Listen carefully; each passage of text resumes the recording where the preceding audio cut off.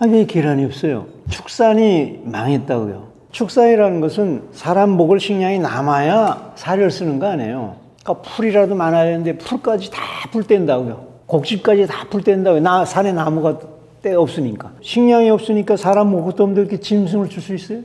짐승이 다 망한 거예요. 계란이 그래서 귀한 거예요.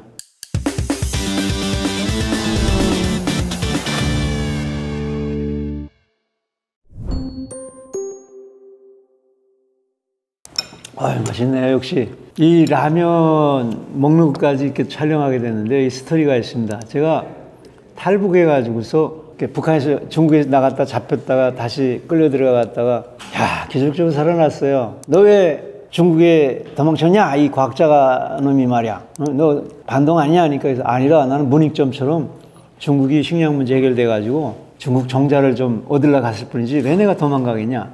그래서 내가 석 달 감옥에 갇혔다가 겨우 풀려났다는데요. 북한이 삐라를 통해서 나쁘다는 걸 알았기 때문에 특히나 이 삐라를 통해서 6.25를 내 북한 동포한테 알려줘야 되겠다. 왜냐면 북한에서는 말을 못하니까 남한에 와가지고 삐라를 보내줘야 되겠다. 이런 사명에 도망쳤다가 그 다음에 중국에 다시 또 도망쳤어요. 중국에 1년 헤매다가 그땐 뿌릴 것도 없었어요. 그 다음 소련에 한국 대사관이 있다고 해서 연해주에서 강 따라 4월 동안 헤엄쳐서 내려가가지고요. 이게 물론 쭈부를 찾기 때문에 4월 동안 강 따라 헤엄쳐서 간 사람이야, 제가. 그래가지고 우스리스크라는 그 소련역에서 시베리아 양열차 타는데 하바롭스크라는 데서 내린 게 왜냐면 한국 사람이 거기 있다고 그래가지고 찾아간 거예요. 알고 보니까 선교사더라고요. 선교사가 북한 사람 처음 만나서 이거 갑자기 와서 귀한 손님 대접할 거 없다는 거예요. 그래서 이게 남조선 라면을 대접하겠다고.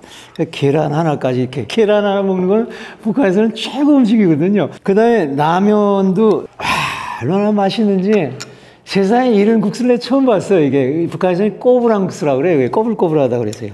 예, 꼬부랑 국수라는데 남서는 라면이라고 그러더라고요. 한 그릇 줘서 내가 걔는 감추도 싹 먹어 치웠죠. 그리고 한 그릇 더 줬으면 너무 배고파, 너무 맛있고 배고파서 이렇게. 근데 그 선교사가 그래요.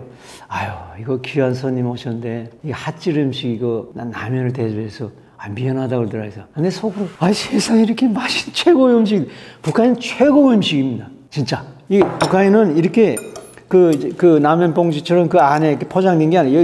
이거 꼬불랑 국수 요것만 있어요. 양념 없어요. 그러면 그것도 이렇게 맛있다고 하는데 여기 양념에다가 계란까지 내면은 뭐 그 이상 없죠. 이게 지금 제일 여기서 뭐 대학생이나 뭐 학생들 하숙바에서 먹는 뭐 가난한 사람이 먹는 거라며? 북한에서는 중앙당 비서도 먹기 힘든 거예요, 이거. 하늘과 땅 차이라는데요, 이거 하나 가지고도. 여긴 고추가 많지만 돈이 되면 막 심지만 북한에서는 돈이 되고 뭐고 안에 심지 못하게 해요. 식량이 없으니까 옥수수만 심으라는 거예요. 못 심게 하니까 귀하니까 우리가 매운 거는 이것도 약간 매워. 그리고 아까 계란 얘기하는데 왜 계란이 없어요? 축산이 망했다고요. 축산이라는 것은 사람 먹을 식량이 남아야 사료를 쓰는 거 아니에요. 그러니까 풀이라도 많아야 되는데 풀까지 다 풀뗀다고요.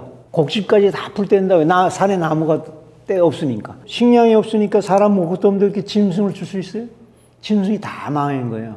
계란이 그래서 귀한 거예요. 나도 기억할 수 없을 만큼 유튜브 많이 촬영했지만요, 인터뷰했지만 음식 먹는 것, 특히 라면 먹는 거 처음인데 어떻게 이렇게 세상연구소에서 저를 잘 알아가지고 밥도 안 먹고 와가지고 더 맛있네요, 이게. 네, 저는 북한에서 체계적 공부를 한 쉽지 않은 부류에 속해요. 왜냐면 탈북자들 보면은 대부분 군대를 갔다 오거든요. 근데 군대가 한 10년이에요. 17살에 나와가지고 30살쯤에 돌아오거든요. 근데 저는 왜 군대를 안 나가겠냐면은 북한도 한 1, 2% 정도는 이렇게 국가가 또 이 지식산업이 무너지니까 너무 나이 먹은 사람 공부시키면 머리가 나빠지니까 공부를 잘한 사람은 군대 안 보내고 이렇게 대학에 가는 데가 있어요. 그래서 제가 거기 속했어요.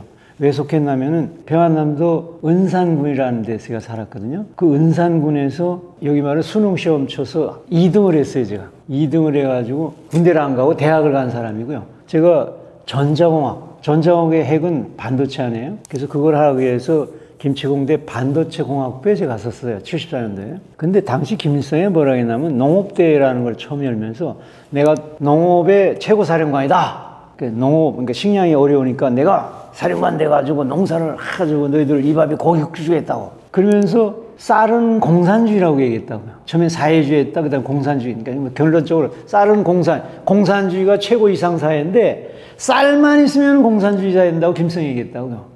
그러니까 가만 듣고 보니까 나는 수련님한테 충성 세뇌교육 받은 사람 아니에요. 그때 17살밖에 안 됐으니까. 그래서 수련님께서 반도체는 공산주의라고 얘기 안 했는데 쌀은 공산주의라고. 세뇌됐으니까. 내 농업을 하는 게 옳지 않겠나. 뭐 여러 가지 사정이 있지만 거두절미라고 제가 그래서 농업을 도란 사람이에요. 놈들 안 가갔다고 하는데. 신념이 중요하다. 내가 하고 싶은 걸 하고 싶은 거예요. 그때는 세뇌됐지만요. 그래서 농업연구기관에 들어갔는데 뭐 통해학연구소, 밭작물연구소 하다가 북한에서 가장 큰 농작물은 제일 많이 심는 건 옥수수예요. 그 다음에 벼예요. 이게 절대적으로 2대 작물입니다. 벼보다 더 옥수수가 많은데 옥수수 연구소가 있어요. 거기에 내가 연구원으로 갔었습니다. 농업과학원, 북한에서는 옥수수 강냉이 연구소라고 그래요. 강냉이 연구소 연구원이었습니다. 전공은 병리유종. 이거 윤작 이렇게 엇바꿔 심어야 되는데 계속 연작을 하다 보니까 병해충이 많이 생기는 거예요. 그래서 저는 옥수수의 병해충에 강한 종자를 만드는 병리육종가였어요. 북한이 농사가 안 되는 거는요, 추워서 안 되고 땅도 좁고 기술도 나빠서 안 되는 줄 아는데 천만의 말씀입니다. 남한하고 비교하면요 다 우러합니다. 놀랍죠? 왜 남한보다 더 놀라우냐? 자, 농사 지으려면 3대 요소가 있어야 됩니다. 첫째로 경지 면적이, 땅이 많아야 심어먹을 땅이 많아야 돼요. 근데 남한보다 북한이 더 넓어요. 그런데 인구는 여기가 5천만이고 북한이 2천만, 뭐 2,500인다 해도 남한이 2배나 많잖아요. 그러니까 면적은 더 넓은데 1인당을 따져보면 북한 동포가 2배의 면적을 더 심을 땅이 있다는 거죠. 그렇죠? 인구가 절반이니까. 땅은 더 넓고 인구는 절반이니까 2배나 더 넓은 땅을 가지고 있다는데요. 심어먹을 땅을. 두 번째는 종자, 기술이 있어야 돼. 종자가 좋아야 돼. 종자 나쁘면 아무리 좋아도 근데 북한은요, 벼종자하고 옥수종자, 남한 거 다 간첩서 시켜서 다 1970년 초반부터 우리 다 실험해 봤어요. 우리 과학원이시니까 알죠. 실험을 해보니까 북한 뼈하고 남한 뼈하고 비슷해요. 오히려 남한 거는 습기가 너무 여기 더운 지대니까 북한 기후에 좀 맞지 않더라고요. 그리고 도열병이 심하고.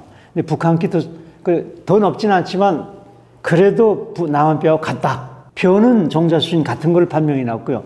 옥수수는 훨씬 높았어요. 비교할 것도 없었어요.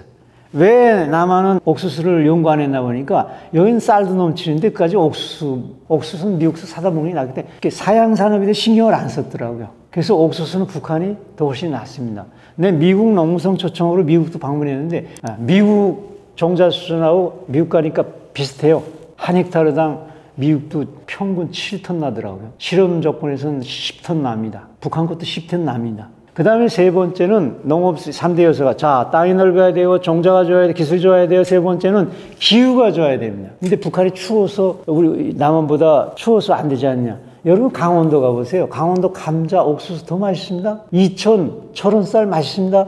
내륙성 낮과밤이 낮은 차에서 더 맛있어요. 그러면은 뭐 때문에 굶어 죽는가 이거예요. 그거를 내가 탈북하기 전에 실험을 했어요. 뭐 도망가려고 실험한 건 아니지만 너무 이상해가지고 한 헥타르당 한 정보당 10톤 날 수 있는 옥수수가 왜 농민들한테는 안 되느냐. 그래서 제가 실험을 해봤어요. 농자원들 집단 농하는 거하고 개인이 하는 거라고 이렇게, 난 국가연구원이니까 실험을 해보는데 농자회생과는 한 헥타르당 1톤 났어요. 여기 개인 농인 건 얼마나 한 줄 알아요? 7톤. 700% 올라갔어요. 700%. 우리는 10년, 20년 연구해야 기존 종자보다 세품종 발견해야 1.5%, 1%만 넘어도 발명증 받았어요. 세품종 면. 근데 700% 연구할 필요가 없는 거예요. 어디서 문제냐? 개인 거에 왜 내 곳이니까. 이건 내 곳이 아니니까. 그래서 김일성한테 편지 썼어요. 1990년 5월 30일에 잊어먹지도 않아요. 근데 수령님이 해답 준 게 뭔지를 압니까? 석 달 만에.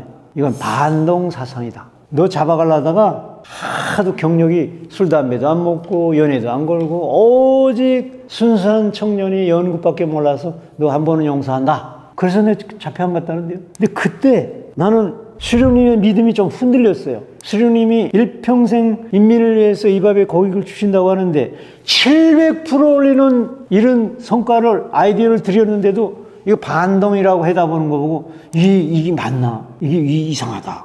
그러면서 도망갈 생각을 못했어요. 그러고 흔들리고 있는데 그래도 도망갈 수령님이 나쁘다는 걸 확실히는 몰랐어요. 오히려 미국과 남조선이 침략해서 전쟁에 돈을 써서 이렇게 없어지나, 뭐, 예.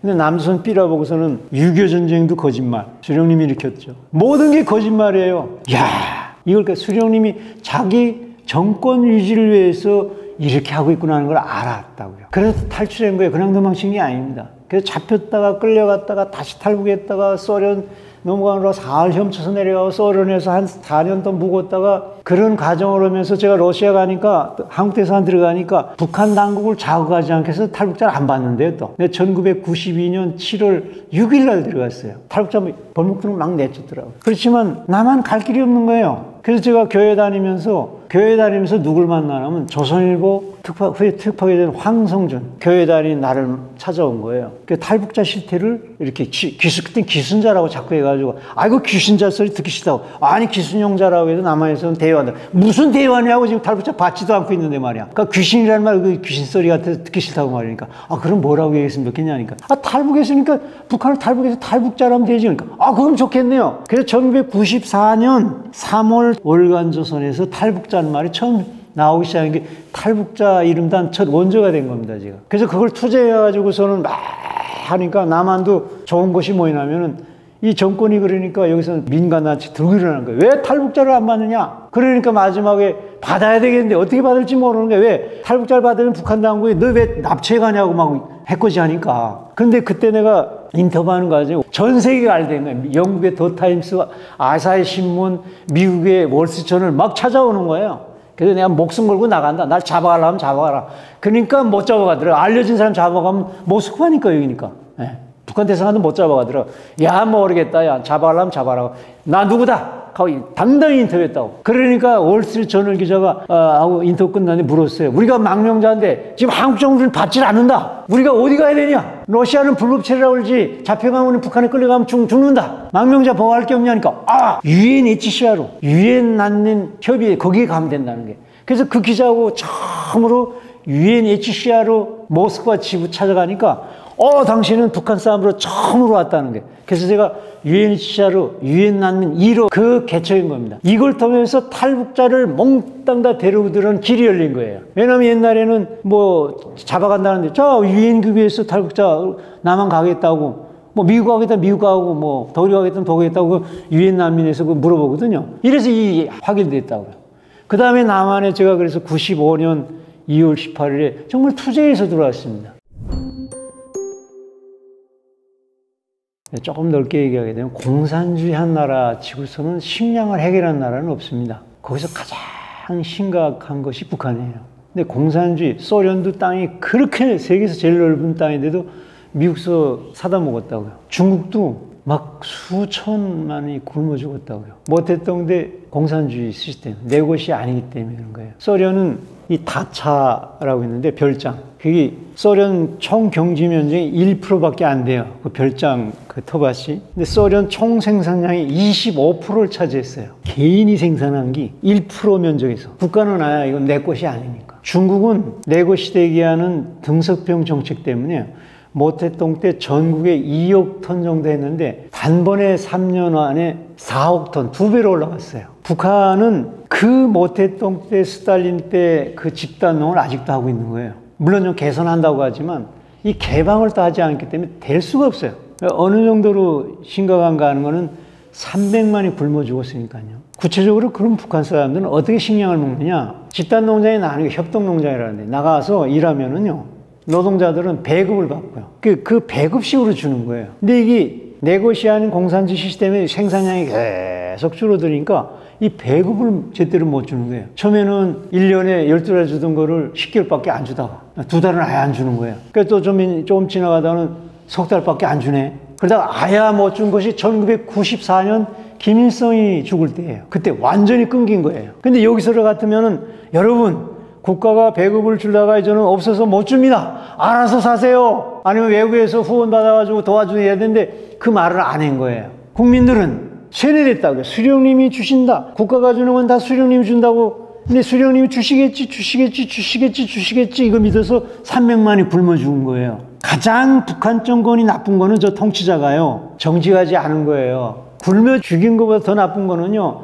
우리가 못 줍니다. 여러분 알아서 사세요. 이 한마디 안 하고 아주 나쁜 놈들이에요. 그래서 300만의 굶어 속에서 북한 사람들이 깨달은 게 뭐예요? 아, 수령님 때문에 사는 게 아니로구나. 국가 때문에 사는 게 아니라 내가 살아야 되겠구나. 그래서 개인 떼기밭이라는 걸 합니다. 개인 터밭, 개인 떼기밭. 개인 터밭은 자기 집 앞에 있는 거고요. 공지들 막 뛰지는, 산에 가 뛰지는 거를, 화전민 뭐 이런 걸 개인 떼기밭이라고 그래요. 서토지라는 말도 하고요. 그렇게 해서 지금까지 살고 있습니다. 그 식량을 또 남는 거는 도시에 가가지고 노동자들한테 파는 거예요. 노동자들은 또 그거 가지고 또 장사한다고. 그래서 북한은 어찌 보면은 개혁은 대인문화 같아요. 개인농, 개인 장사를 통해서 1994년도부터 식량 끊겼거든요. 월급도 못 줬거든요, 거의. 지금 거의 30년 동안을 알아서 산 거예요. 그러니까 자유경제처럼 묵시된 상황에서. 그걸 계속 탄압한다고 그것도. 화폐 해가지고 다 거지 만들어 놓고, 저 소토지도 못하게 또 빼앗고. 예, 이런